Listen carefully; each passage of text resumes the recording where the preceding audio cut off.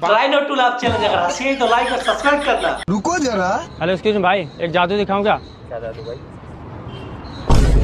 Baby ये मुझे जबरदस्ती अपने साथ लेके आया था। आप क्या काम करते हो? मैं कंपनी में टीएल हूँ। अच्छा, आप क्या काम करते हो? मैडम मैं कपड़े की दुकान पे काम करता हूँ और खाली टाइम में डिलीवरी बॉय का काम कर लेता हूँ। और आपका नाम? मेरा नाम मंगरू है। आप खाली टाइम में क्या काम करते हो? मैं तो दीदी खाली टाइम में सो जाता हूँ।